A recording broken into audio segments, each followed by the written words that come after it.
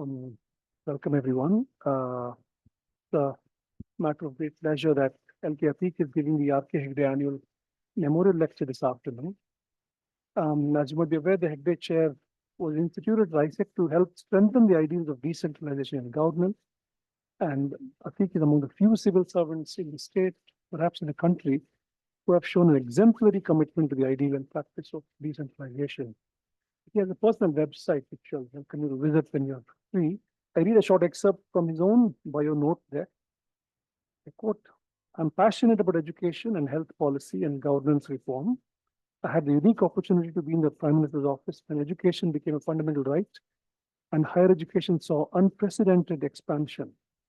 I had a role in revamping of the integrated child development services, the emergence of a national health mission, and the food security law, end quote.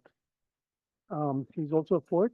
He's translated Faiz's poems into Kannada, poems himself. He called me yesterday and said, basically to check on logistics, but in the course of it, he said, this talk will be that of an administrator. I said, perfect, because in the spirit of decentralizing knowledge as well, we can't just presume academics have the last word and everything.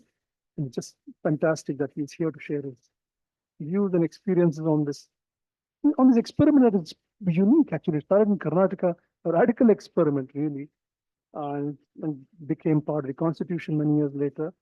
Rajshekhar says it's a cut and paste job, more or less, from what it said here. Yeah, his talk is titled Decentralization in Karnataka, the past, present, and the future of an experiment. With that, I will ask the chair to make preliminary remarks and then we'll move on to the speaker. Thank you. Thank you very much, Professor Chairman Gowda. Good afternoon to all of you. A warm welcome to this Ramakrishna Memorial Lecture 2024 on decentralization in Karnataka, the past, present, and future of an experiment. This is, I'm really excited to be here, basically because decentralization is very close to my heart. And this is something which we have been conducting studies from decentralization. And this is also a good topic. And then the second thing is that it is delivered at ISEC. ISEC has got a special place as far as the decentralization in Karnataka is concerned. The reason why I'm saying is that it is in this institute that the origins of 1985 Act took place. I was not here, and then people tell me stories that both Mr. Najib Saab as well as Ramakrishna, they both were present here for 2-3 days. And there was intensive discussion for 2-3 days, and then subsequently this act, some kind of the overview of this act was formulated. And so that is basically the origin of this 1985 Act, which is considered to be radical, because many people, including Professor James Manner, who is here online, and he has also considered this to be radical. And subsequently, ISEC has been doing several studies on both the Act itself and then the outcomes of this experiment. Not only the 1985 Act, but also the 1993 Act, and afterwards, whatever has happened. And we continue to do research, and then we have trained successive batches of Jilla Panchayat members here for almost a decade or so by Professor Abdul Aziz. He has provided training. And afterwards, the Center for Decentralization Development was formed in 2002, and subsequently Ramakrishna Hegde. And both the places we have been undertaking considerable research, and we have brought out several scientific papers, both in refereed journals as a book, and then we have conducted 3-4 workshops, and this is one of the books that has come out very recently in 2022. This is based on papers that were presented here. And so we continue to do the academic research. So it's quite exciting to listen from administrators about Karnataka decentralization, the past, present, and then also the future. And the topic is very, very interesting for the simple reason that, as I mentioned, that the Karnataka Act is supposed to be a radical act. And it started with so much of promise, with considerable political, administrative decentralization. It's very radical because Jilla Panchayat president was senior or supposed to be in terms of hierarchy superior to Jilla collector, district collector or district what called DC. So such was very radical in terms of the act. But then in early 80s, Dr. K.S. Krishnaswamy, who was Deputy Governor General of RBI, he once wrote a paper in EPW and he called Karnataka experiment as one step forward and two steps backward. I think this is the kind of expression that has more or less, remained like that, because that very often we make some progress, but very soon that progress gets decelerated and then we seem to be going back. It will be very interesting to listen from Atheeq Saab, because he has observed this experiment in close quarters as a very reputed and then very good civil servant, and both at the ground level as well as at policy level. It will be very interesting for all of us to hear from him what exactly has happened to Karnataka experiment, how it was like that, how it is now, how it is going to be in future. So we are all excited to listen to you, sir, and over to you. And then, so I invite you to tell the program.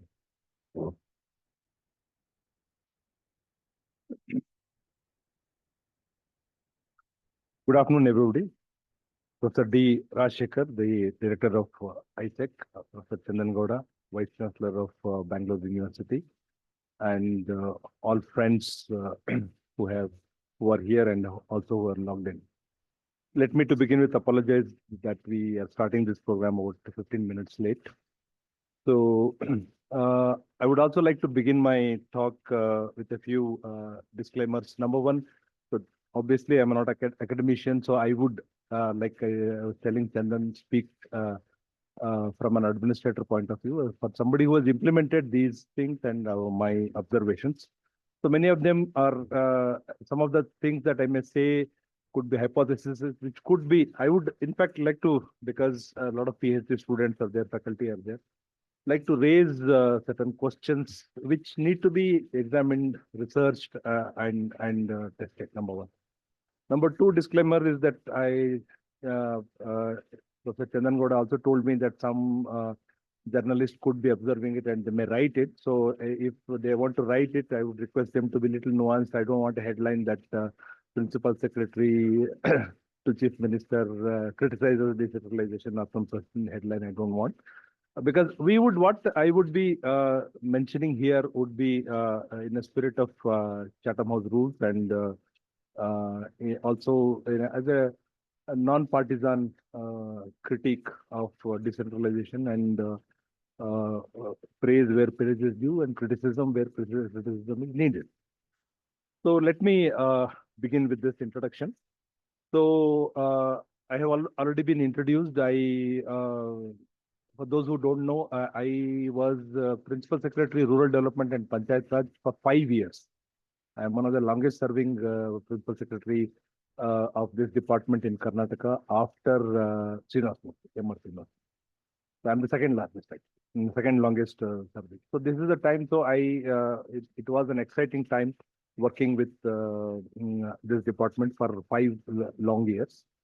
So, but even before that, this decentralization is something that I believed in, and therefore I will start on this issue. So the title, actually, we Chandan and I discussed as to what, and we have tentatively tentatively titled it as Decentralization in Karnataka, the past, the present, and future of an experiment, and it became permanent. But it's a little ambitious title. I don't want to be presumptuous that I would, in fact, comment on all of this, but we need a title, so we are starting from there. So the history of decentralization in India and Karnataka is probably well known to many of us, so we don't need to go too much into it. But I think just a few words would suffice so that I can go on to the more important thing of looking at how we have performed so far and where are we today and where do we go from here and what is needed to be done in order to strengthen decentralization. So we are also not debating a question whether decentralization or not. So that is, I would like to perhaps it is a given that decentralization is something that now it is part of our constitution. So what we need to assess is that even after it became part of the constitution, where are we and how are we doing?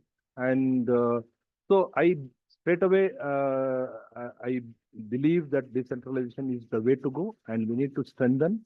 We need to strengthen the spirit of the constitution, and I also believe that the spirit of constitution has not been realized. There are several lacunae, there are several lacks which actually need to be addressed. And there are several factors which actually work against addressing these lacunae. I would come to those later. So decentralization in Karnataka, traditionally we are in India. We know that India, as Mahatma Gandhi famously said once, that India lives in villages. It lived in villages and continues to live in villages because 60% of the population, more than 65% population, as per 2011 census, is still rural. So, and village communities were self-governed communities for a long time. Obviously, when the kings ruled, their interest in the villages was only to the extent of collecting revenue for themselves. Beyond that, they didn't really bother. But the village communities had to govern themselves, and they were governing themselves. So there is a history of these villages being governed by themselves during Chalukya time, during Hoysala time, etc. It's already there. In fact, the British period brought in centralization. They started ruling from a center, and then we had centralization, and then we had the Constitution of India. So when the Constitution of India was written, India was designed as a federal country. Though it was designed as a federal country, most of us are aware that it was at that time believed that India needs to have a strong center in order to put down divisive or fissiparous tendencies. We also know that in 1947, between 1947 and 1956, all of India was not with India. So the integration of princely states was required. So therefore, there was a need at that point of time for a strong center, and it has been like that. Over the years, the states have gained relatively more autonomy, relatively more autonomy today than it was in, let us say, 1956. And our states were reorganized on linguistic basis, and then states became more and more autonomous, and there was a Sarkaria Commission, and autonomy today is of the states is today better than earlier. So when we talk about decentralization, we just I don't have only the panchayats in mind. Any decentralization of power from a center is decentralization. Power is shared under our constitution between center and the state, and that is decentralization. The states are decentralized. The states have power. India is a federal country. India is perhaps not as federal as, let us say, the US is. During my talk, I would actually keep going back to US a few times because I have lived there for 3 years, and I find that the amount of decentralization that the US has achieved is phenomenal, and we are nowhere close to that. There is a bit of a history that I will hopefully touch upon that also. So we are but fairly federal. State governments, now I have worked in Government of India. I am working in state government, and I find that the state governments are pretty autonomous for many things.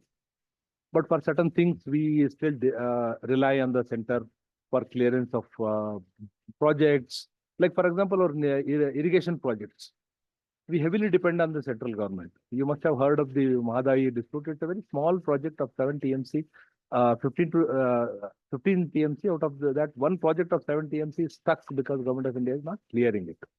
So, in theory, the state should have full powers to give clearances for these projects because of interstate water dispute and because of environmental issues, etc. We still rely on the center for, to a large extent, but states are more or less quite autonomous. But when we did not provide any strong constitutional basis for local governments, then neither Gram Panchayats nor city councils, but mention was made. A mention was made in directive principles, and a mention was made in Schedule 2 of the Constitution when the central list, state list, and concurrent list was drawn up. In the state list, panchayats and local bodies were allocated to the state government. So, to that extent, there was a reference to local bodies in the Constitution, but then it was all up to the state governments. Then there was this community development program, which relied on local communities, etc. But a lot of it was actually top down. And many states followed their own paths. There were two commissions which went into this question. One was that the Balwant Rai Mehta committee report in 1957. They recommended that block level panchayat should be set up, district level panchayat should be set up, and the village level panchayat should be set up. There was also the Ashok Mehta committee in 1977. And then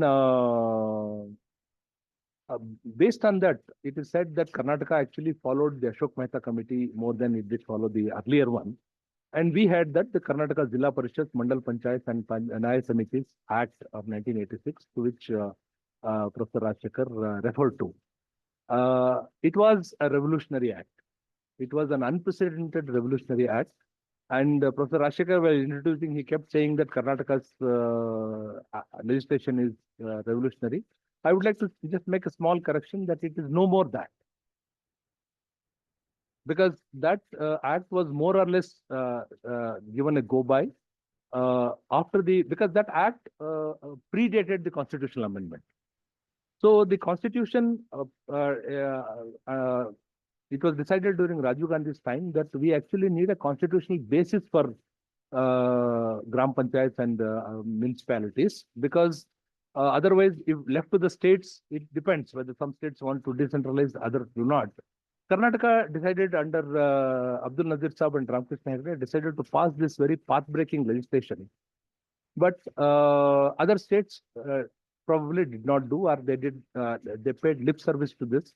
And therefore, the 73rd and 74th Amendment provided a constitutional basis, and which made it mandatory to set up these institutions and conduct elections regularly. So, after that, Karnataka was the first state in the country to pass a law in line with the 73rd Constitution Amendment, and therefore the Karnataka Panchayat Raj Act of 1993 became the basis, and that was comprehensively amended in 2015, and now we call it as the Karnataka Gram Swaraj Act. So this, through this, we discarded the earlier two-tier system that was designed during Abdul Nazir Saab Ramakrishna Hegde times. That is, there were Mandal Panchayats and there was Zilla Parishads. And Mandals were large panchayats. That a group of 15 villages, 20 villages were, there were only 2,700 and odd Mandal Panchayats in Karnataka. So this system was discarded and smaller panchayats were set up. And Taluk Panchayat Samitis were set up, and Zilla Panchayats were set up. It was called Zilla Parishad earlier. It was replaced by a word called Zilla Panchayats. And they became relatively less powerful compared to the 1986 Act. So therefore, as the professor said, but I would like to again correct, it is not two steps forward, it is not one step forward and two steps backwards. I would like to say it is two steps forward and one step backward, which means some progress has been done. If you say that it is one step forward and two steps backward, which means we have gone away from decentralization, we have not. We are fairly decentralized in terms of PRIs, but it is definitely one step back. We did step back a little bit because there is a consistent tendency to re-centralize. So this is something that I want to raise a political question. It's a question for political theorists and political economy and basically students of politics to find to question as to why there is decentralization. Why there is decentralization is known, but why are we allowing decentralization is a question of institutional design. Perhaps somewhere we have failed to do a proper institutional design, where because of which the decentralization happens. And this happens also because the constitution can only do so much. It cannot really write down the entire law, as the constitution itself, by its nature, it gives you a direction that you shall set up an institution. But what kind of institution you set up? It depends on the state governments, and the state governments again set up varying kinds of institutions across the country, and of which Karnataka still is considered to be one of the most favorable states when it comes to decentralization and PRIs. And again, when we talk about decentralization, we should not forget that it is not just panchayats, we also should look at cities and towns. So therefore, when we talk about local governments, in fact, I would not like to call them local bodies, they are local governments. When we talk about local governments, we should talk about the rural local government, that is the panchayats, and we should talk about the urban local government, that is the municipalities.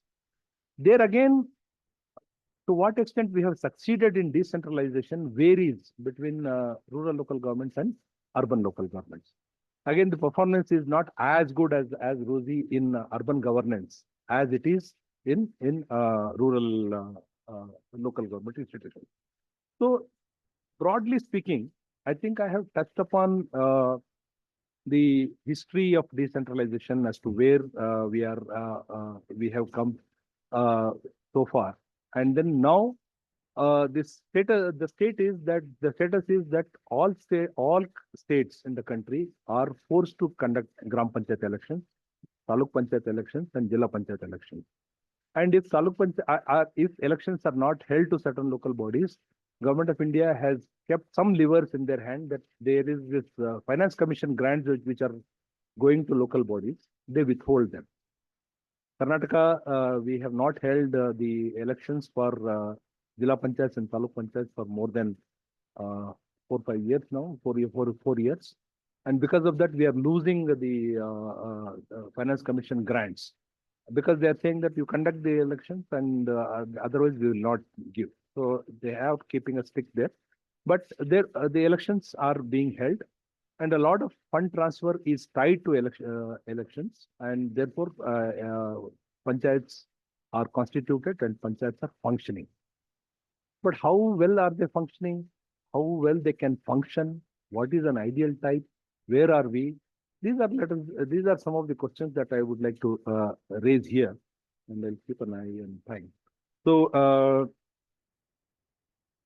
I just thought about it, and I have designed some 4-5 tests or 4-5 questions as to get into this. To find, like in sociology, what we do is if you want to assess something, we define an ideal type. So what is the ideal type of decentralization? So some 5 questions I have this one. And the first question is the subsidiarity principle. I think we are all familiar with the subsidiarity principle. The subsidiarity principle, just for abundant clarity, let me state. It says that it is rooted in public administration, and it was pioneered by people like Vincent Ostrom and Elinor Ostrom, which emphasizes that the decisions should be made at the lowest level of governance capable of effective addressing of the issue. So that is the subsidiarity principle. For example, running a drinking water supply system is something that a Gram Panchayat can do. It has been demonstrated in Karnataka. They have been running this systems for the last 30 years, and therefore there is no doubt about that. And therefore, but if you want to take it up, then you are going against the subsidiarity principle. What can be done at a particular level should be done at that particular level. So that is the first test of any decentralization would be that whether a subsidiarity system principle has been followed in designing your local governments. If Gram Panchayats can do something but they are not being allowed to do it. Somebody else is doing it. Then there is an imperfect decentralization, one can say. The second question would be that if you devolve the powers based on subsidiarity principles, then do the local governments have the capacities to carry out those functions? Meaning, do they have the so famous 3 Fs: funds, functionaries, and function, funds, functions, and functionaries? Whether they have this. The third is, do the local governments raise their own resources so that their dependence on a higher level of government is minimum? Do they raise the resources? Fourth is, are the powers devolved on the local governments reversible? Like I spoke about re-centralization. Are they reversible or can they be taken away? Fifth, if most of the resources spent by a local government are not their own, but grants from the top, then what is the mechanism to tackle, to ensure accountability and tackle issues of moral hazard, which are inherent in institutions or people spending somebody else's money? Moral hazard, for those who may not be aware, is a principle in economics which says that if somebody has the capability to get away with something, they will get away with something, or they will, like for example, in insurance, once you insure your car, and the insurance is very good that if it is stolen, it gets replaced by the insurance company, then you are a little less careful about your car. You leave it outside, ಕಳ್ದೋದ್ರೆ ಹೋಗ್ಲಿ ಯಾರಾದ್ರೂ ತಗೊಂಡೋದ್ರೆ, I'll get the insurance company gives me the money back. That the insurance companies call it a moral hazard. So so therefore, what is the moral hazard in panchayat? Somebody else's money I'll spend. What is accountability? Even if I don't spend it well, I will get re-elected. So do the accountability mechanisms exist? That is the fifth test. And the sixth test I am saying is that how autonomous are the local governments and whether local people voices have a say in the decision making of the local government. These are the six. There could be 7, 8, 9 questions also. But let us begin with address these 6 questions when we are addressing whether Karnataka's decentralization or even for rest of the country, where are we? So let us say on subsidiarity principle, I would say that the 73rd and 74th amendment, they have designed based on the subsidiarity principle, and they have provided the schedules of 29 subjects which are devolved onto the local government. And that devolution is based on some understanding of a subsidiarity principle. This can be done by the panchayats, let them do it. So this is there in the schedule to the constitution. But its operationalization is not automatic. It depends on a legislation that the state governments will have to pass. Then we'll come to Karnataka. Karnataka Panchayat Raj Act has copied all the functions and provided in its act and said that these are devolved onto the panchayat. But the story doesn't end there. Even it is written in Karnataka Panchayat Raj Act, it's still not operationalized. So therefore, the first principle based on subsidiarity principle, no, we are not fully devolved. And I will give you only a few examples. Others can find out more. For example, school education. I don't see a single reason why a Gram Panchayat cannot run its own schools. So here I would like to just take the example of some of the societies which are highly decentralized schooling system. In the United States, the schooling system is highly decentralized, and it was not always so, but over the years they have decentralized. In fact, I have the example of the Chicago Public School, which devolved the functions and funds to local schools quite effectively. And the research has suggested that the outcomes have been positive compared to when the system was centralized. So therefore, school education system is something that can be run by panchayat. We have not given it to panchayats in Karnataka also. Anganwadis, providing nutrition to children. The local people send their infants, their children in the age group of 3 to 6 to Anganwadis, and the children who are in the age group of 6 months to 3 years receive take-home ration. So it's a small unit of governance, one Anganwadi, about for 1,000 population. It can be very effectively run by a local community. The Gram Panchayat can do it. So we have not, and then there are many such examples. So therefore, we have paid lip service to these functions, but we have not really delegated this, and therefore it's a partial success. Having said that, I would also like to say that the devolution of funds, funds, and functionaries is at a pretty advanced stage in Karnataka compared to other states. In Karnataka, the panchayats get an average of 50 lakhs to several crores per year to spend. If you count Narega, and depends upon how much of Narega funds they use, panchayats have a good resource base today than they were a few decades earlier. So therefore, let us say funds are devolved. Functionaries, again, Karnataka, the Gram Panchayats are pretty well staffed compared to other states. In UP, they have very small panchayats. Karnataka has 5,960 panchayats. Uttar Pradesh, its population is 3 times that of Karnataka, but they have 60,000 panchayats. Why is it so? Because every village has a panchayat there. Karnataka has 28,000 villages and 60,000 habitations. If we also followed UP's route, we would have set up 28,000 panchayats. Instead, we have set up only 6,000 panchayats, which have now come down to 5,950 panchayats. And each panchayat has 15 to 30 people who are working with the panchayats. So there are functionaries. So some functions have been given. Drinking water supply, sanitation, rural roads, and a few others. Basically, what are typically called as the municipal functions have been given to panchayats, not others. The others, we have said in our act that we will set up what is called an activity mapping, this one, and based on that we will map and then we'll give. These are promises we keep making, but we are not. There again is a political question as to the education department doesn't want to give up control. The school teachers don't want to come under the panchayat. The Anganwadi workers don't want to come under the panchayats. So there are several issues.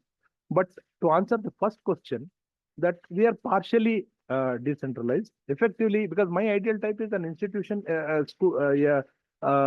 local government which is set up by themselves and run by themselves. In the United States, it's a settler country.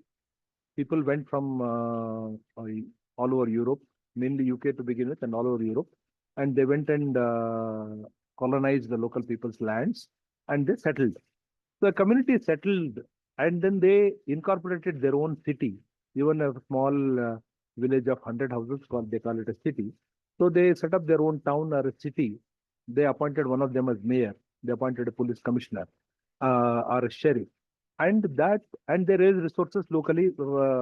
They collected from each house so much money, and then their mayor was a part-time. He continues to be part-time. Even today, many small towns in the US, a very advanced country, doesn't have an underground drainage system. They don't, because when you speak to the mayor, they say that we are a very small community of 2,000, 3,000 people. We have only 500 houses, and a UGD system costs too much, and we cannot afford it, and therefore we have pits. This is current day. So they set up a small drinking water supply system. They do street lighting. One of them will be a police chief or a sheriff, and sheriff's department depends upon the size of the town, and they run it. Even today, that is the state. In fact, one example I would like to give is as to how the cities are autonomous to the extent, if a city fails, if it becomes too indebted, because they borrow money also, they allow the city to fail. And one example is the Detroit. Detroit, I think, after Detroit depended on automotive industry. When they started outsourcing manufacture of cars, and then Japan and other countries took over the car market, Detroit really collapsed, and that city failed to an extent that the city filed for bankruptcy. We never hear of such things here, of a panchayat or a municipality filing of bankruptcy. Here, what we do is the chief minister will come in and grant 10 crore sanction, and then the money will go, and then they will try to solve their own problem, solve the problem with somebody else's money. But there, the city has its own money. It raises loans, and if it fails, they allow it to fail. They filed for bankruptcy. The banks together appointed a set of liquidated administrators who restructured the whole thing, and then the city is back on its on its feet today, and it took several years for them to do so. This is an extreme example of a decentralization where a city has its own resources, it runs its own business, its own setup. It rarely depends on anything from the top. It is not as if grants don't come from the top. Similarly, their school education system is also highly decentralized. They have school boards, and the school boards run their own schools. But the only difference is, I'll come to that. This is the critical part of institutional design that we need to think. The school boards have a source of revenue of their own, and that has been created in their legislation. We haven't created those sources of revenue, and that's one of the fundamental flaws of our institutional design, according to me, and that is what something that I will come later. So the first principle is that we have devolved. Karnataka is fairly okay, but it is not ideal. And then, do the local governments have their own resources? Third part, yes, they have their own resources. There are only 2 units of local governments which have the power to raise their own revenues. That is the Gram Panchayats and the municipalities. So I don't want to spend too much time on the Jilla Panchayats and the Taluk Panchayats. They are actually practically not local government. They are elected, etc., but they are basically carrying out the functions of the state government and central governments. But the truly local governments are panchayats and municipalities. They have their own sources of revenue, but their sources of revenue are not enough to sustain themselves. Most of the cases, 95% of the cases.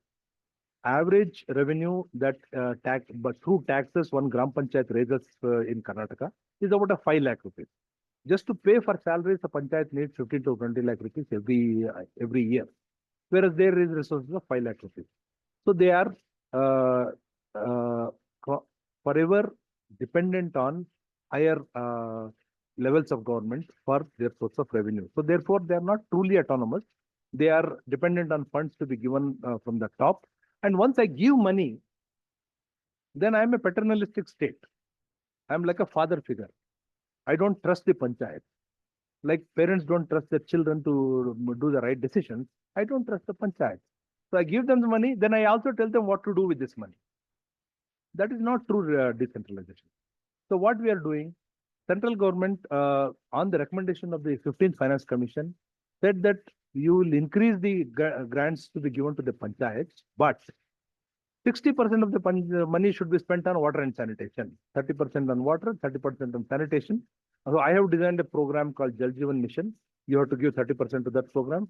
I have designed a program called Swachh Bharat Mission. You have to give 30% of that. So central government's scheme has to be implemented by the money given to the panchayats, and therefore the panchayats do not have any autonomy over 60% of their resources. Number 1. Number 2, NREGA.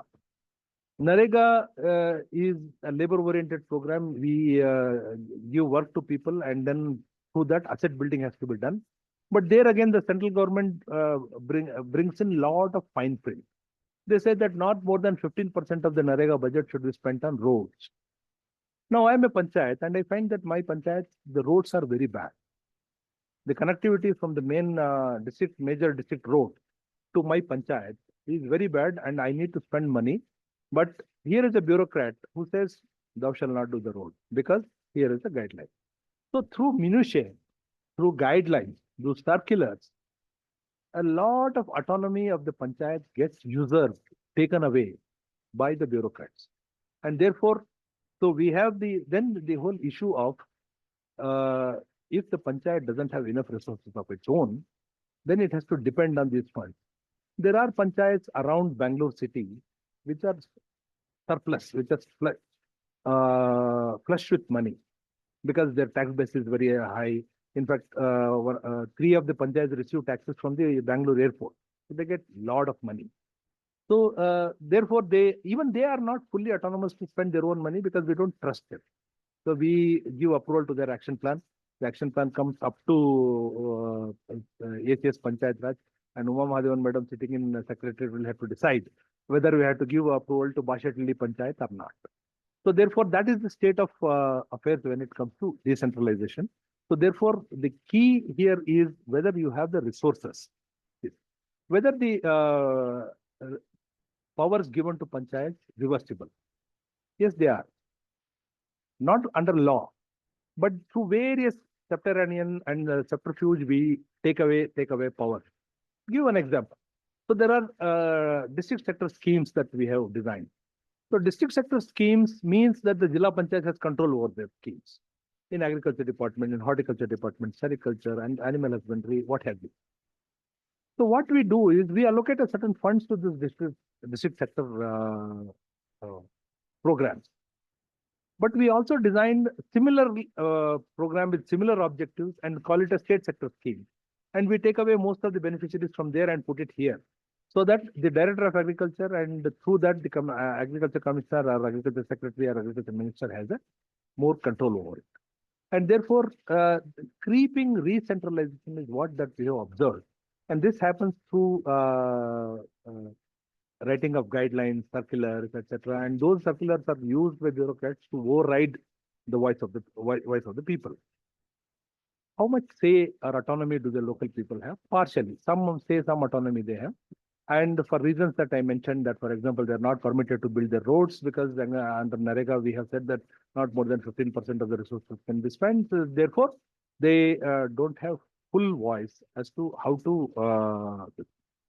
So therefore, this is the overall. And why is it like this? Why is it like this?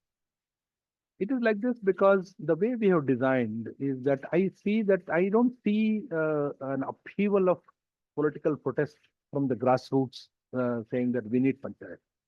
Karnataka has not held elections for panchayat for last. That's why I asked press people to will because I am criticizing policy. It has not held elections for various reasons, but I don't see any groundswell of support saying that panchayats should be there. Municipalities, Mysore, Bangalore City Corporation doesn't have an elected body for a long time. Urban, in fact, because of my RDPR experience, etc., I spent a lot of time on rural local government. Urban local government, it is even worse. Urban local governments are largely controlled by the deputy commissioner and by the director of municipal administration and by the urban development secretary. Every approval you have to depend on them. Every transfer you have to depend. Functionaries are by namesake they are with panchayats, but the transfers are approved up to the level of chief minister. So therefore, we don't have a real autonomous institution. So when I look at an autonomous institution like the city of London, they have a mayor of London who is almost close to the Prime Minister of UK. The mayor of New York, he can be the next president of the United States. Joko V, who was the mayor of Jakarta, became the president of Jakarta from there. So the whole development, evolution of politicians, political leadership from local bodies, local governments, from panchayats, from Jilla Panchayats to MLAs, from councillors and mayors to ministers, is something that has happened in Karnataka to a little extent, or in India to a little extent, but not to a large extent. So therefore, there is what does the mayor of Bangalore do? Mayor of Bangalore is ceremonial, doesn't do much, and we also designed in such a way that every year we change the mayor, so that by the time the mayor learns something about the city, we said, sir, now it is time to go. So. So there are a lot of issues, and this has happened because we have somehow from the top decided at some point of time that decentralization is good. People like Rajiv Gandhi, Manish Shankar Iyer, they said it should be good. Ramakrishna Hegde and Abdul Nazir Saab felt that it should be good, it should be done. But then it was given, so that was 2 steps forward, but it was taken away, it's 1 step backward. So, but I also looked at the Constituent Assembly debates on Panchayat. So when Ambedkar and other people were drafting the Constitution, so this question is not as if this question was not posed. It came to them, but they're very interesting. And what did Ambedkar say on the issue? On the issue of villages, Ambedkar said the following, and I would like to quote directly. He said, "The love of the intellectual Indians for the village community is of course infinite, if not pathetic. It is largely due to the fulsome praise bestowed upon it by Metcalfe, who described this as little republics having nearly everything they want within themselves and almost independent of any foreign relations. This is what Metcalfe believed, and based on that, there is a romantic notion of villages. But actually, he further went on to say, he says, what is a village but a sink of localism, a den of ignorance, narrow-mindedness, and communalism? And then he declared, I am glad that the draft constitution has discarded the village and adopted the individual as this unit. In sociology, we always come across this whole conflict between individual versus community. So this was the notion, and that's why we paid a lip service to village panchayats by putting it in the directive principles of the constitution and allocated this function to the governments in the state list. And Ambedkar was not alone. In fact, there was a correspondence between Mahatma Gandhi and Jawaharlal Nehru on this issue. And we are all aware that Gandhi's views on village, Gandhi believed in village republic, and he believed in village Gram Swaraj, but his view did not get carried into the constitution. One drafting committee chairman himself said this, and into one letter on village panchayats or villages being important that Gandhi had written to Nehru, Nehru replied like this: briefly put, my view is that the question before us is not one of truth versus untruth or non-violence versus violence. I do not understand why a village should necessarily embody truth and non-violence. A village, normally speaking, is backward intellectually and culturally, and no progress can be made from a backward environment. Narrow-minded people are much likely to be untruthful and violent. This is what Nehru said. So for various reasons, and also historical reasons of, when we romanticize village panchayats, village republics, we forget the caste system. There used to be a Jajmani system in the villages. And in fact, I come from a village and my father had some land. He was a school teacher. Traditionally, Muslim communities are not landowners, but he was very fond of agriculture. So a bit of a personal this one, I think I'll just conclude in a few moments. So he purchased, he was a school teacher. After retiring, he purchased land. So when we we used to cultivate paddy, and when we paddy, that kana we do, and then we store paddy there when it's drying. People used to come, the dhobi used to come, then my father would give him some half a bag of rice, and then the kshaurika, the barber would come like this. So there was a time when it was considered as a self-sufficient village, but the barber used to perform the services of haircutting and then would not get paid, and would get paid only during the harvest season, and he would go to each kana and then collect his wages. So so we had that kind of a system, and then many people felt that in that kind of a social structure, if you give government, the government will also be reflected by the same social structure. Whatever is the underlying social structure, that gets reflected in the superstructure of the governance. And therefore, in fact, that is the one reason why, in order to obviate those problems associated with village panchayats, we have brought in so much of regulation. We have brought in reservation. We brought in reservation for SC, ST, OBCs, but we also brought in reservation for women. 50% have to be women. And then it was felt that even with this reservation, the Adhyaksha of the president was always coming from a dominant community or somebody who is the landowning community. Then we mandated that even the post of president and vice president of Gram Panchayats and municipalities should be reserved by rotation. So that is something that the lawmakers feel that it is politically necessary, but administratively it has its own set of problems, because again, first generation leaders come who have never done anything in the leadership, and suddenly they come and become, they will sit as president of the panchayat. And then therefore we have this whole concept of panchayat pati, when women, I have myself seen so many times, when I visit villages, I would conduct a Gram Panchayat meeting just to see how they are doing. I would find that 3-4 men who are not members are sitting. Then I says, "Neevu yaru? So who are you?" No, we are husbands of these 3 people. So they are sitting on. But then what people have felt that we still should go with this model, so that the second generation leaders will be better. And therefore, we have brought in training programs for for the new panchayat members, particularly women elected panchayat members. So it's a evolving social experiment we are going. It is not a very ideal type. It is not. Otherwise, we would have a direct elections for the panchayat president and direct elected for. We have not gone for direct elections for these reasons that the panchayats should not be ultimately dominated by local power groups to the exclusion of the vulnerable and the marginalized.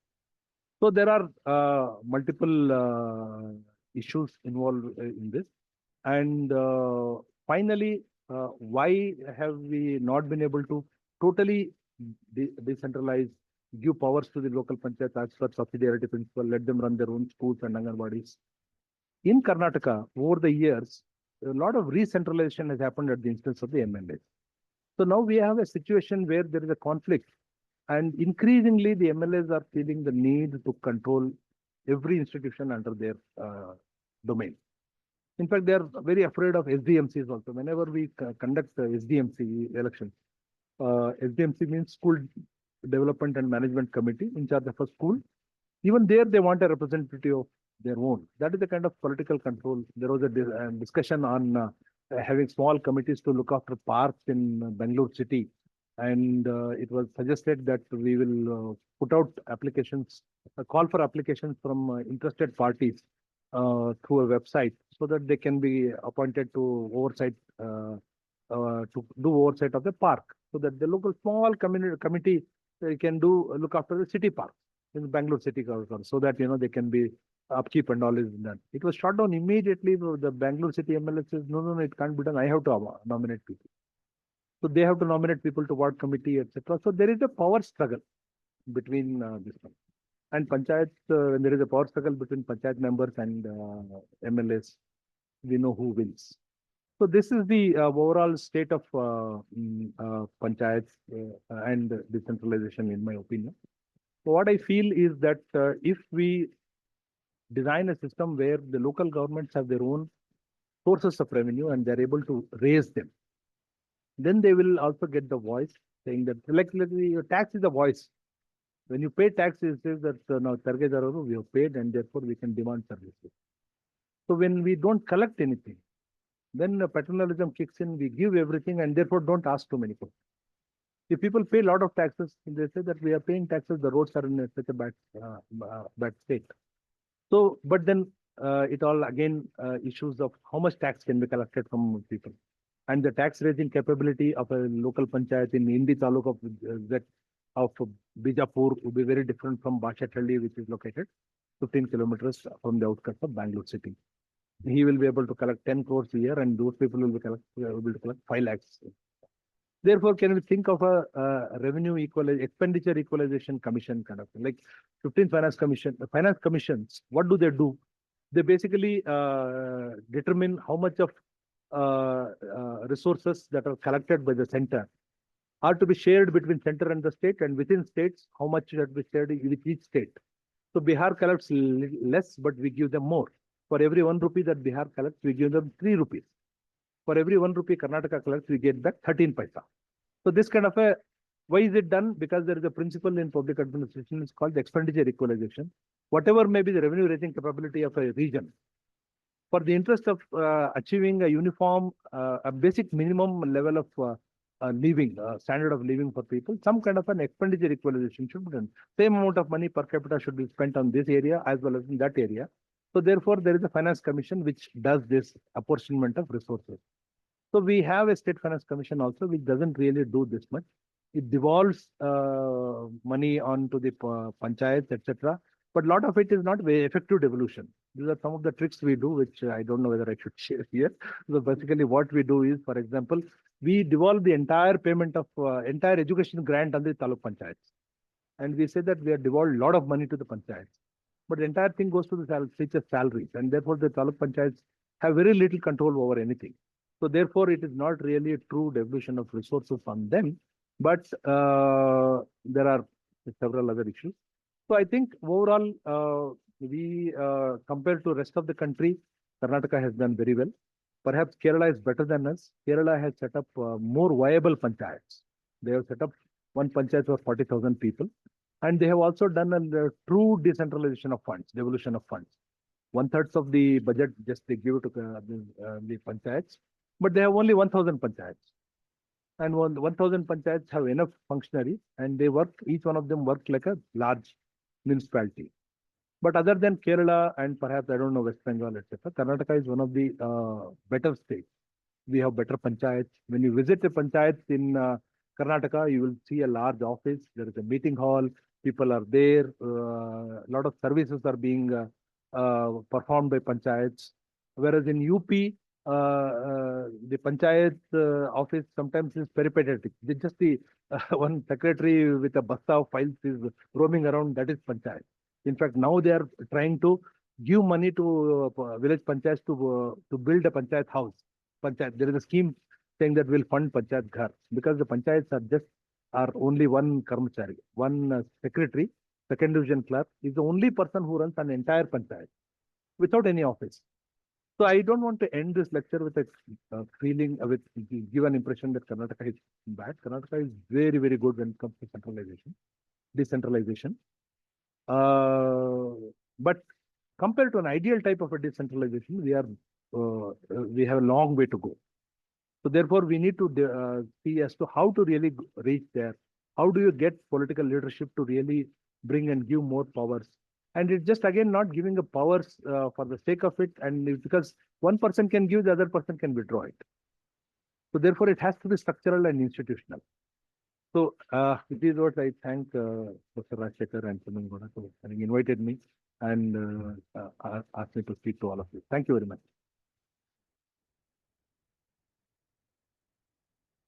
Friends, we have heard very comprehensive and fascinating lecture on decentralization in Karnataka.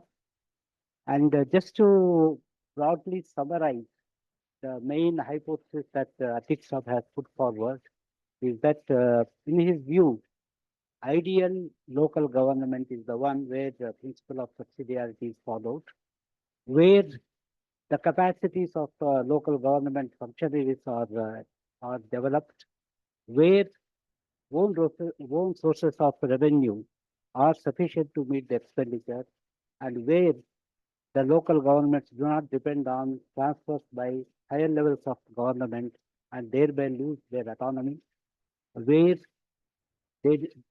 the structure is such that elite capture does not take place and moral hazard does not really happen.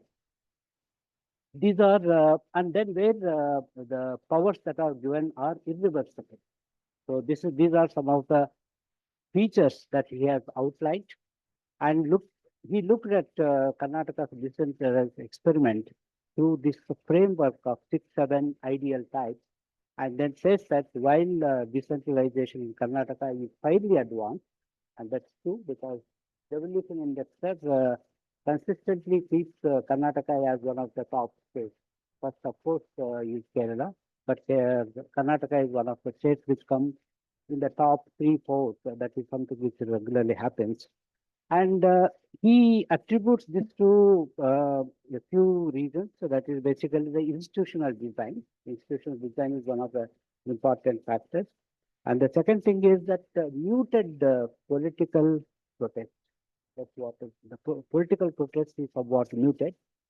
And I would have his way out. And then I think basically he has provided some way forward. I think the way forward is primarily in terms of having sufficient own sources of revenue so that accountability is improved and that people have a voice to question the local government, a voice to question the political leaders, and voice to, in a way, arrest the tendencies of elite capture at the local level. So this is the main thing that as a main way forward. I would have, I think I completely agree with this kind of viewpoint, and then look at ideal type. Maybe Karnataka experiment is not all that may not have achieved as much as it should have achieved, especially given that the kind of promise that was made, that was seen when the 1985 Act was passed by Abdul Nazir Saab and then Ramakrishna Hegde. I just would like to add 3 more points to perhaps raise forward, like this some of the things that we can discuss. One is that role of Gram Sabhas, because see, that is something which is very important. The Gram Sabhas are very important to, in a way, get the people together and raise their voices. I think that is something which is perhaps we can discuss to what extent the Gram Sabhas play an important role. The second important thing is e-governance, because Karnataka is, I was hoping that Atheeq Saab would cover this particular issue, that is e-governance. Here again, Karnataka is pioneer, and then it has made a number of, changes and reforms, and with which, the voices to people are provided. I'm just wondering that whether this would also be a way forward, both in terms of energizing of Gram Sabha as well as e-governance. Last but not the least, the some kind of platform for elected leaders themselves, because we don't have any platform for elected leaders. If elected leaders periodically come together and then they question the powers that they have and what they have lost and what they should be gaining. So these are also whether I would like to request Atheeq Saab to reflect on them. But we are also having the Q&A. And if you like, then we would like to keep to open the floor. And I can already see that many people are raising their hands, and then so I would like to request you to basically ask questions very briefly, and then I don't.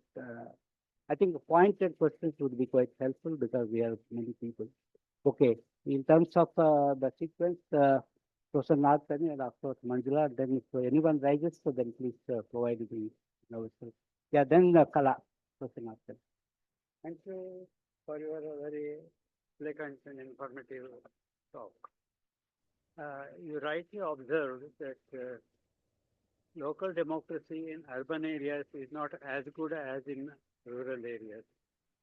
So is it because of the apathy of the urban citizens or apathy of the government towards the urban areas? Is it perceived that the local, is it perceived that the bureaucracy is better, more cost effective than local democracy in urban areas?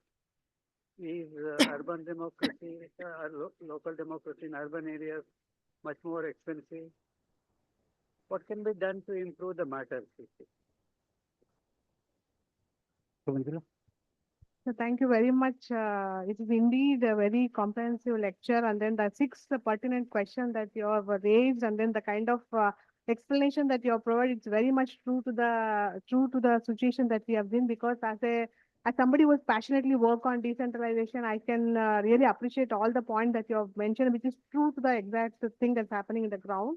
So just you were talking about the citizen participation. On the one hand, we have this local government has become highly politicized with lot of inflow of money in the election time, and then where the elites want to capture that. In fact, they go to an extent where scuttling the democratic rights of the people, go for an unanimous elections, and you will have a one candidate who have to just do that. And then citizens, on the other hand, cannot voice out because they feel that these elected representatives are like a high voltage wire. If you go and touch them, they have to continue to sit, they have to continue to be there in the same village. They get to meet them and they'll get shocked in the process. They will have a double-edged sword kind of thing. I don't know, in this kind of situation, we want citizens to voice out. At the same time, citizens are afraid because this kind of elite who are trying to dominate their powers. That is one part of the point. That what is your thoughts are. Second point you are mentioning about that. Yes, sir, there have been this parties who have come and then take a prominence. Even when we organize the elected representatives training program, the husband would come and then sit, and then like that they will be there. But we have also brought out a new publication, sir, which is also published in an international journal, where we are trying to say that, sir, that not necessarily always the support of husband can be a negative. For example, you take a water supply. So there's, as you rightly said, that there's a tight grants they don't have. They need to negotiate with the higher levels of the government to get some more grants to Gram Panchayat. If, as a woman first timer, maybe entering into a male domain is not so easy, sir, because if you get into a hall where if you go to an MLA, that's completely there. So in that situation, maybe husband or a family member's role maybe still be positive, I think. So I don't know what your consideration on that. So otherwise, I really like, I agree with you about this locational advantages. Not every Gram Panchayat will have a similar access, and location advantages, as you rightly mentioned, was very valid point. So thank you very much for this enlightening lecture. Thank you, Professor Kala. Thank you very much, Atheeq Saab. I really was fascinated by this excellent lecture. I think a practitioner's view offered academics a lot of lessons here. So I was particularly keen on the Detroit example you gave. I'm interested in decentralized urban governance, and you're absolutely right about the fact that the city of Detroit declared bankruptcy. And I lived in the US long enough to understand this, sir. That was really a very excellent example you pointed out. Now, one other application of decentralization and urban governance as it applies to the United States is that a city, for example, in Iowa, which can offer tax abatements, property tax abatements, and that can persuade a firm to relocate from the neighboring Minnesota, a different city, and a firm just by moving 1 mile here or there can save billions of dollars, right, in the form of property tax abatements. So, I mean, do you think, I mean, in our own country, I mean, cities are real poor things. They cannot do any of this, as you so very rightly pointed out. So I mean, do you think that some extra revenue raising powers will get rid of this paternalistic attitude that the higher levels of government have for cities and unleash the power of cities to become local economic development engines as policymakers frequently make them to be? Thank you very much, sir. Thank you, Professor Rajshekar, for this opportunity. Thank you. I'll answer these three questions. So first to Professor Nadkarni's this one. So one has to actually see as to why urban governance is really in a poorer shape compared to rural. For various reasons, I don't have a very clear idea as to why is it so. Something that we really look at it.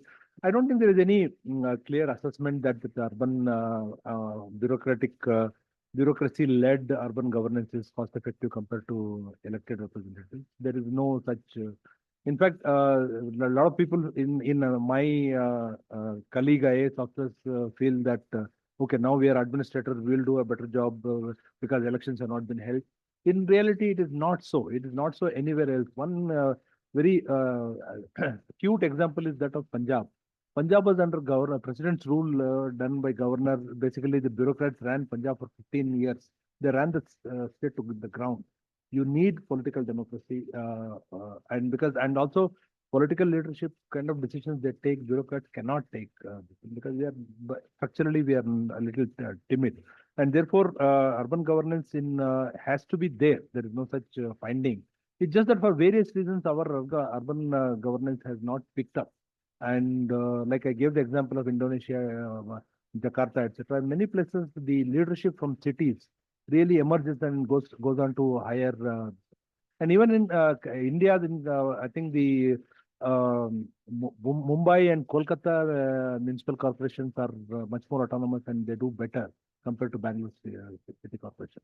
I think I would like to say only that much on this. On Professor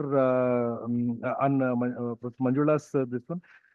Yes, actually, it's an experiment and it's something that we need to do. And then if women panchayat leaders need their husbands to handhold for some time, I'm not saying that per se is bad, something, but then that is an observation that we need to. But if it's a crutch, it has to be thrown at some point of time. That is the point I'm making.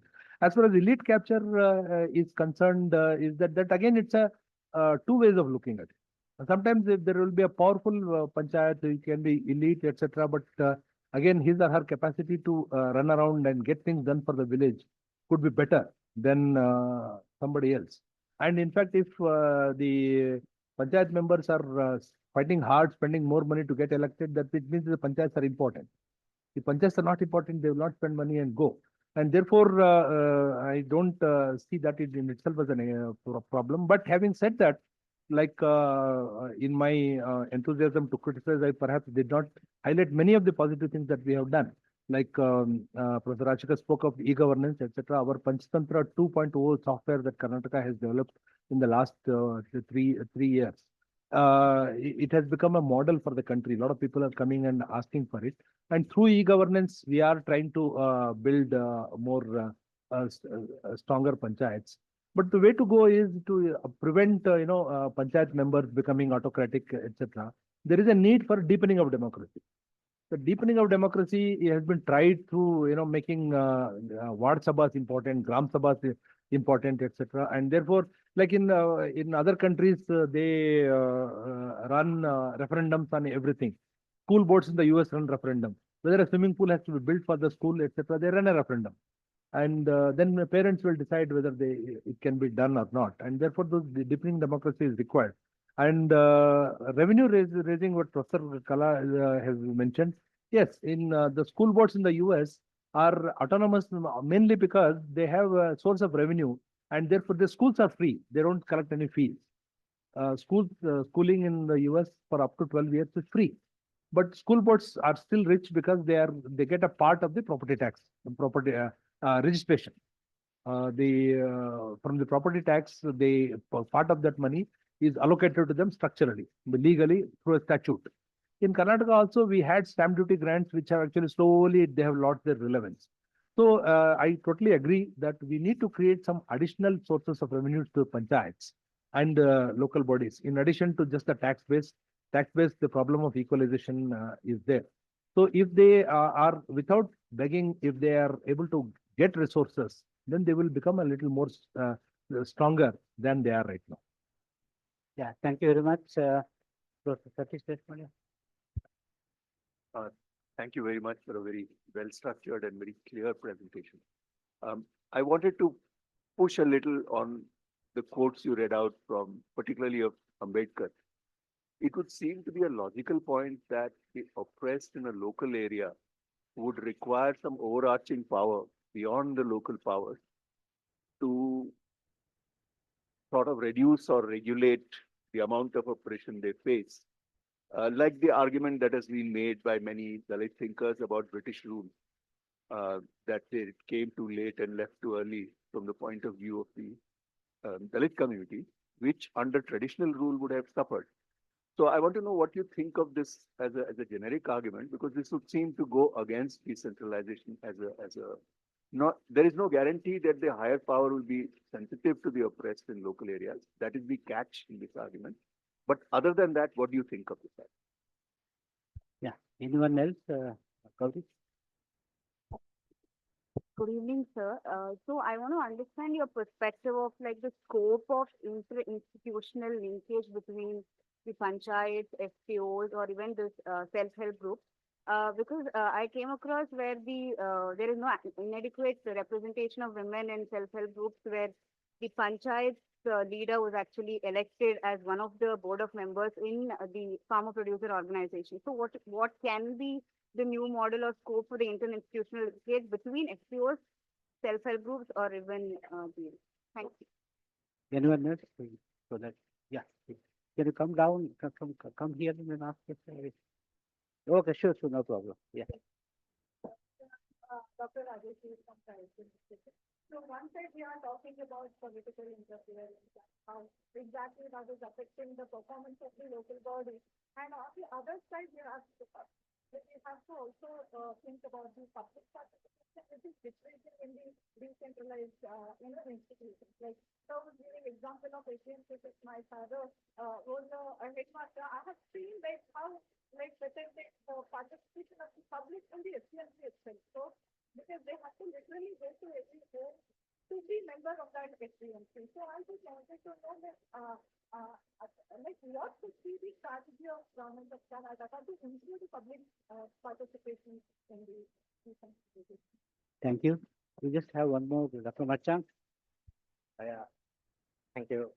A very simple question because it is triggering me. You said 2 steps forward, 1 step backward. So who is responsible for this 1 step backward? Very simple.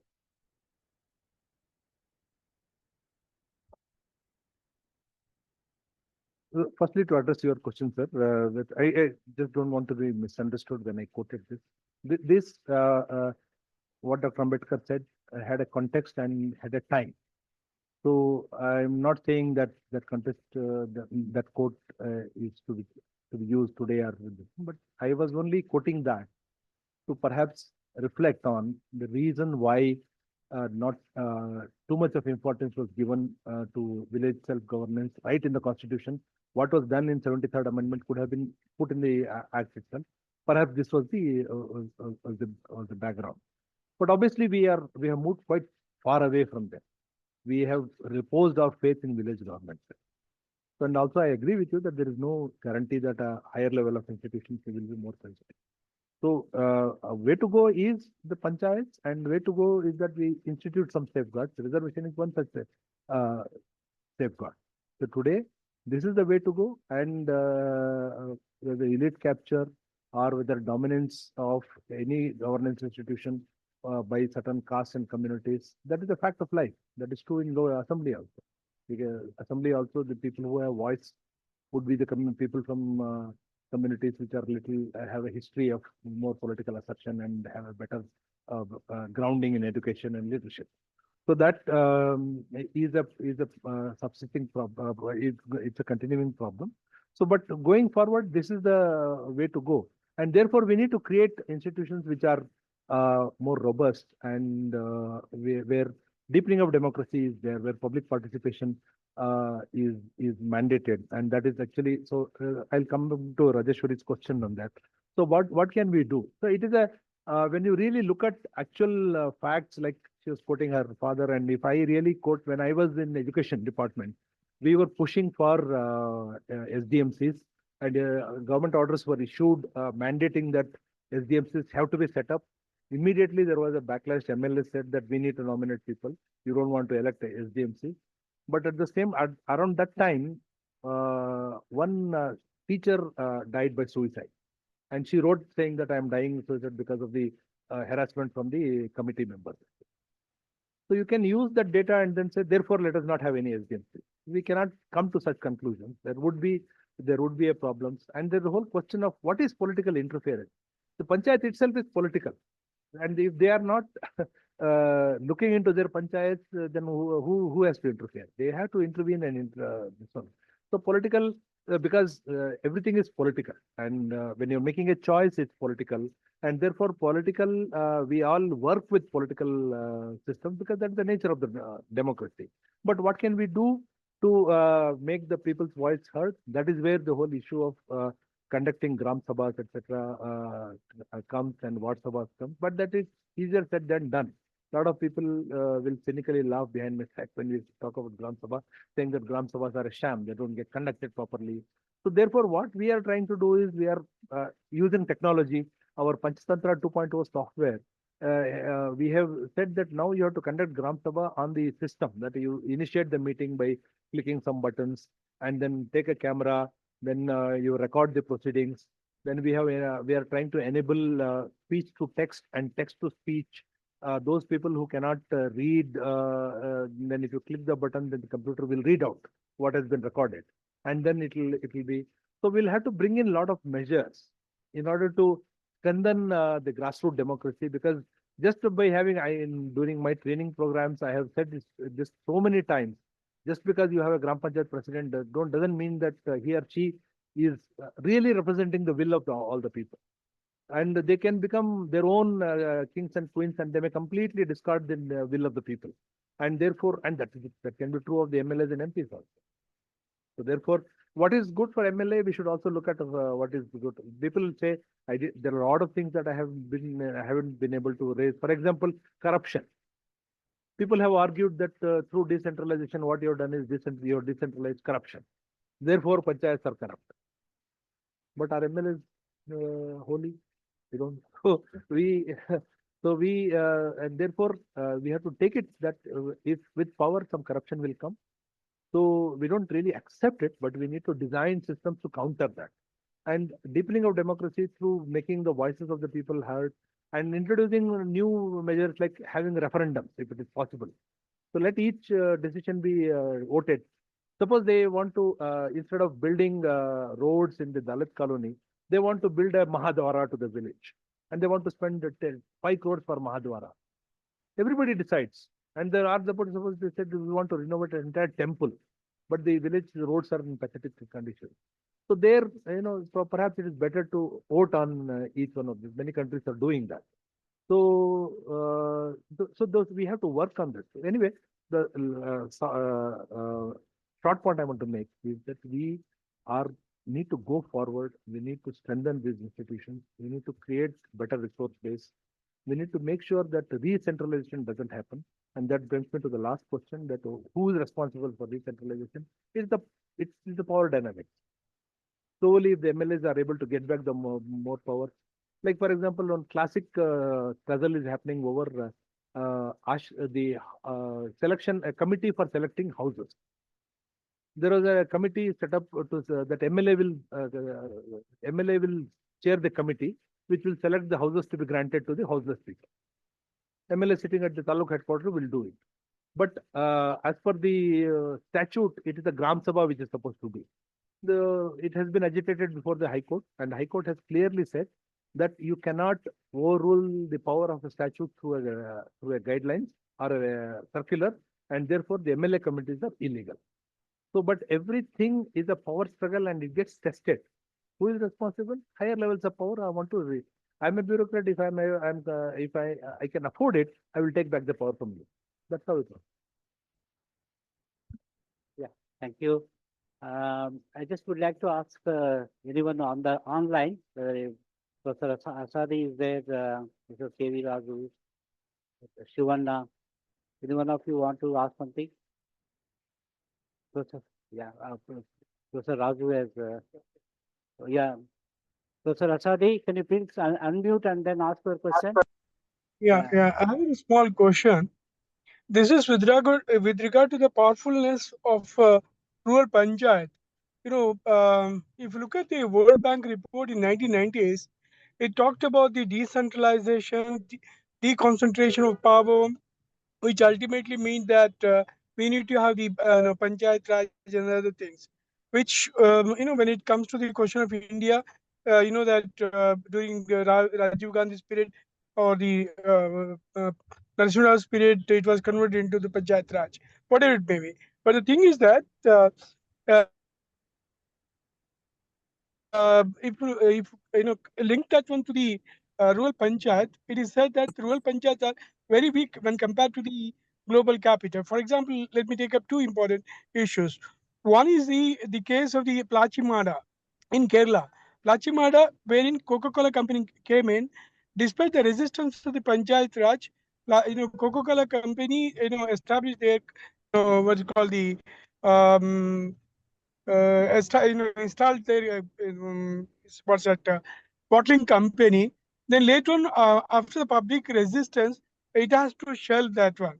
That's one thing. The second important thing is that MRPL, probably the pipeline which was traveling. I mean, which was to be which was passing through the almost 30 to 40 panchayats. Despite the fact that the panchayats passed the resolution, the pipe was laid.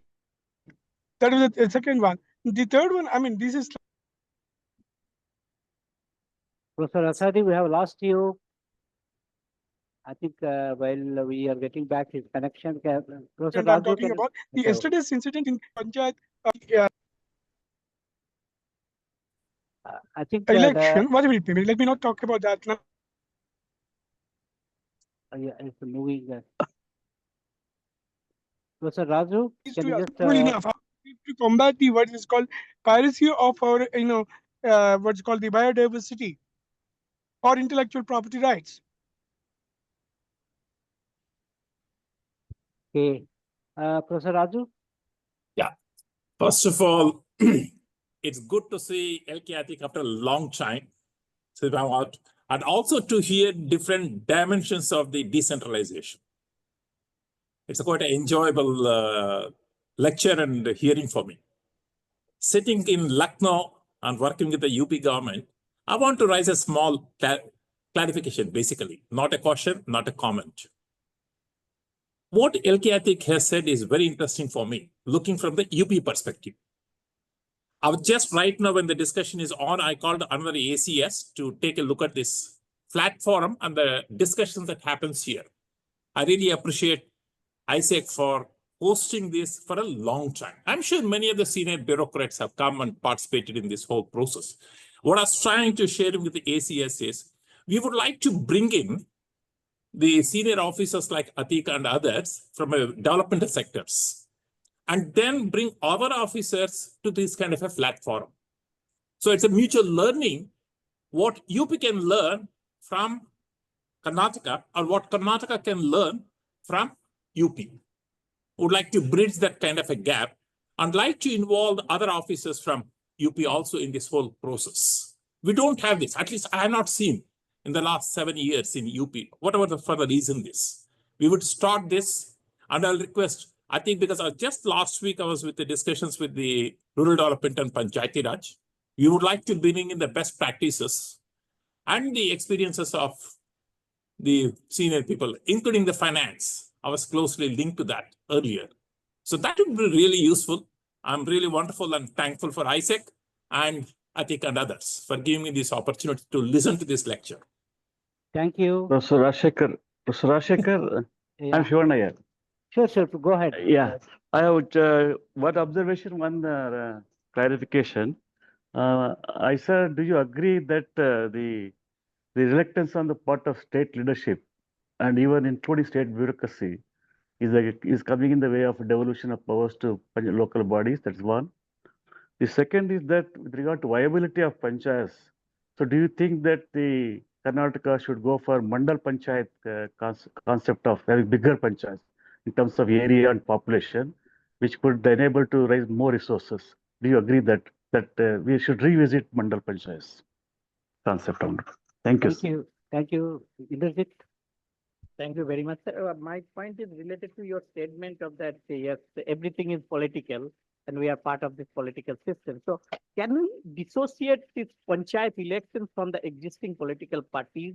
Will that improve the performance of this? Because I am basically from West Bengal, and I see that panchayats are identified as TMC panchayat, BJP panchayat. It's because these panchayats are dependent on this fund from state. So because as you stated that they are not sufficient to generate their own resources. So TMC panchayats get more fund, obviously, if they are properly linked so that they will participate in the next election process, so they can motivate.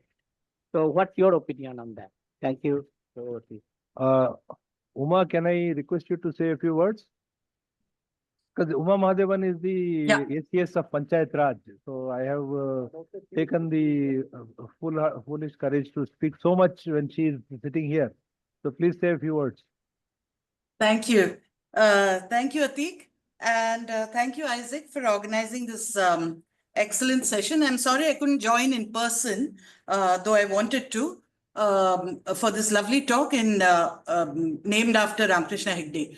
Atheeq, as always, brilliant and thought-provoking. Thank you for saying many things that both of us have discussed over and over. We have worked together in Panchayat Raj and rural development for many years, and we're both, over the decades, we've been committed to democratic decentralization. Atheeq, a hypothetical question for you. You did raise this point that Zilla Panchayat and Taluk Panchayat elections haven't happened, but there has not been an upheaval from the ground. Just wondering whether if it had been Gram Panchayats, there would have been greater protest. I suspect yes, but I'm wondering what your thought is on that. Because my next point is whether we really need to start thinking in terms of multi-level governance rather than 3 tiers. Because again, we need to evolve our institutional design. And that is something that I think is something that merits a deeper look after 3 decades of the 73rd Amendment. On the 74th Amendment and the problems therein, Professor Nadkarni and others have raised it. I think the problem actually derives from the 74th Amendment and the way it's worded itself. Because what is in the schedule to the 74th Amendment is very different from what is in the 73rd.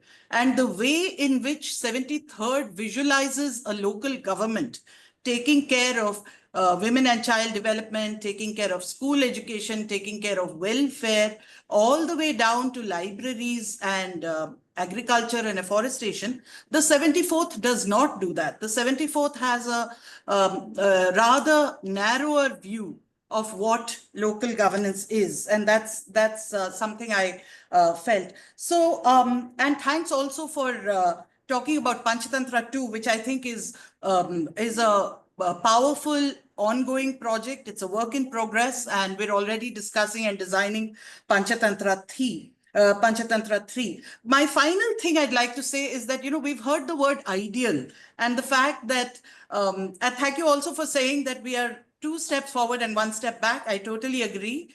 The glass, whether it's half full or not, or half empty, the glass has been put on the table because of the 1980s Act.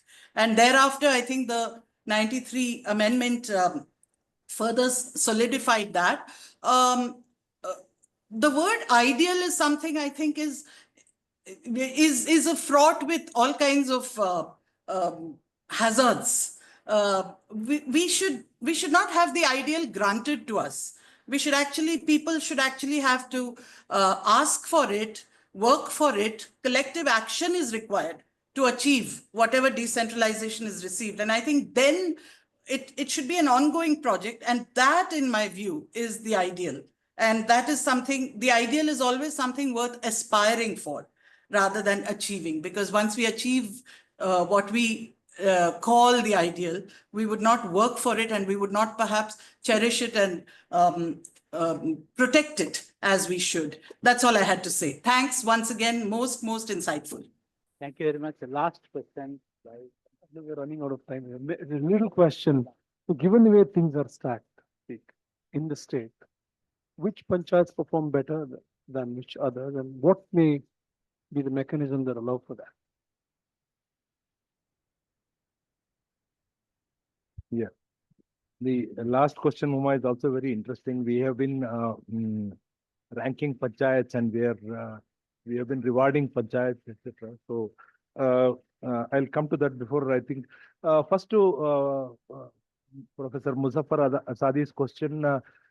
Yeah, see, any student of political science will say that a bigger power is powerful than a lower power. So if, international capital has a bigger power over a panchayat. But then if you look at the whole history of that Coca-Cola versus the panchayat issue in Kerala, it was a very long drawn litigation. It was not as if that the Coca-Cola company had its way.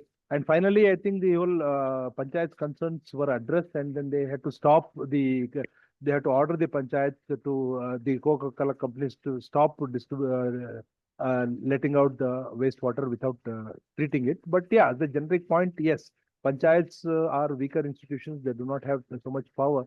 But we need to create the legal basis for it.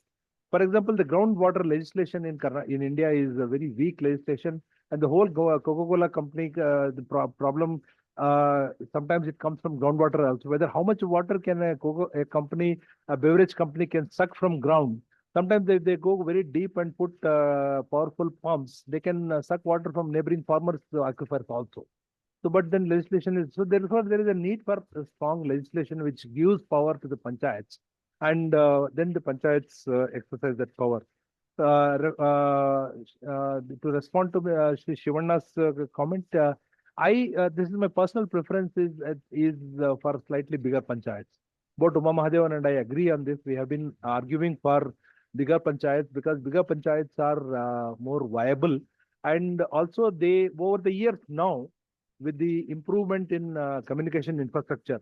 There was a time when I was a kid, it would take 1 hour to reach Tumkur from my village. Now I reach to my village in 15 minutes.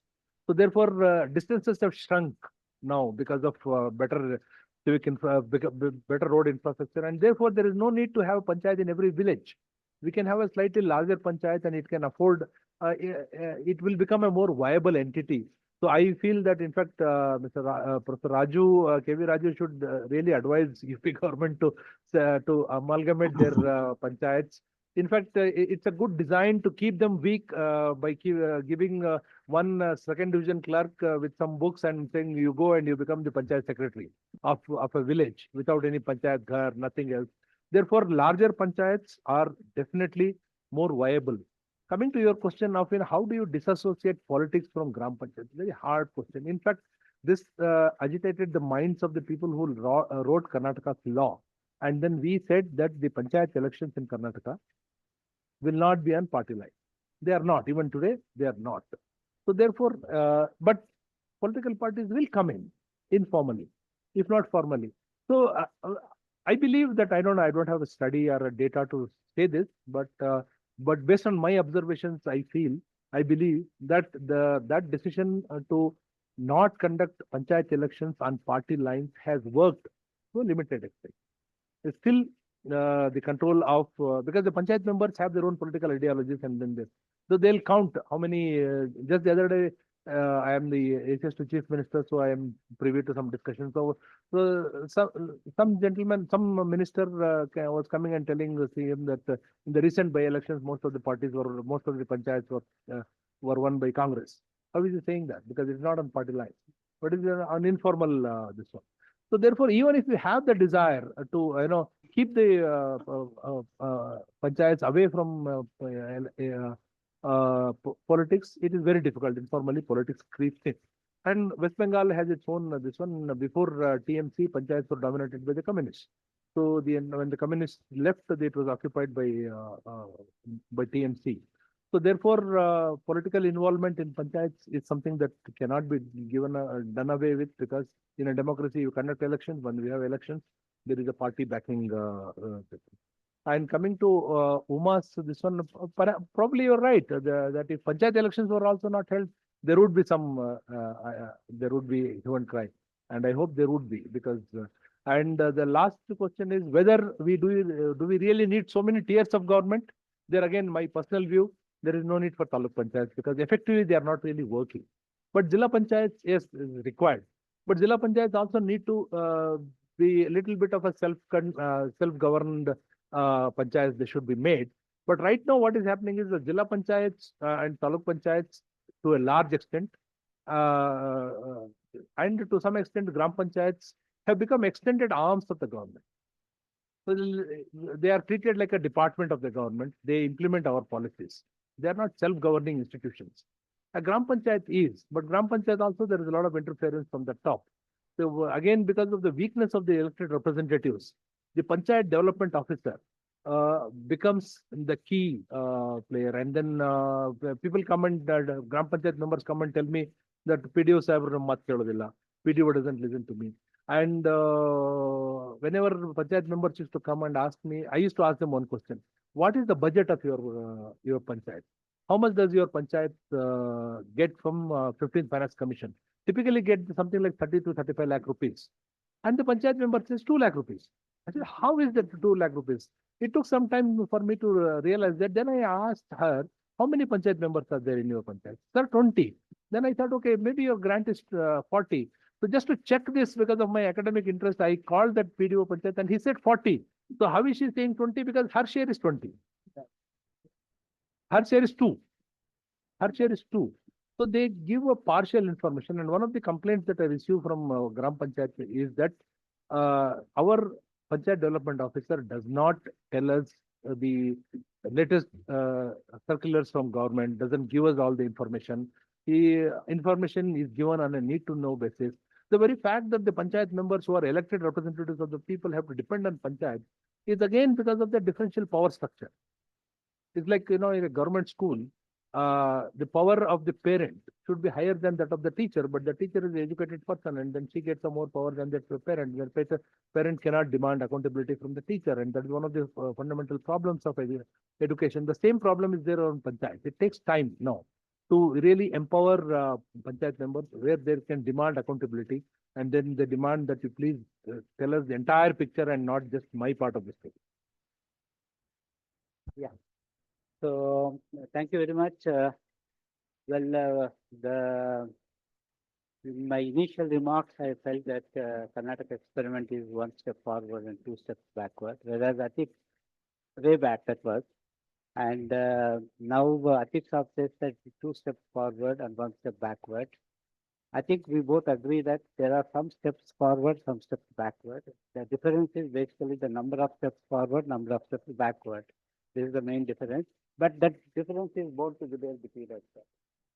With this, I would like to close this thing, and then as part of Isaac tradition and Karnataka tradition, we like to honor you. Yes, it is. Normally, we go to the center. Here we go.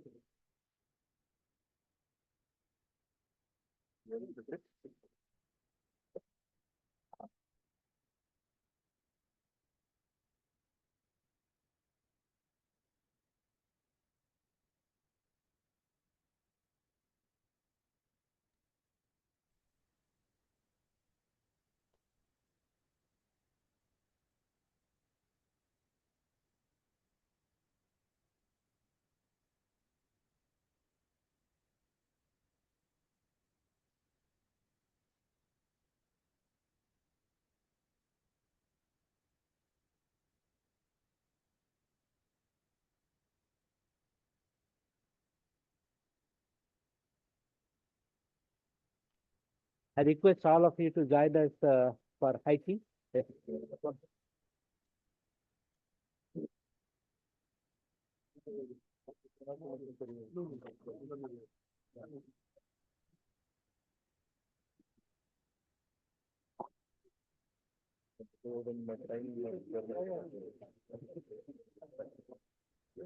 Yeah, it's the Papa.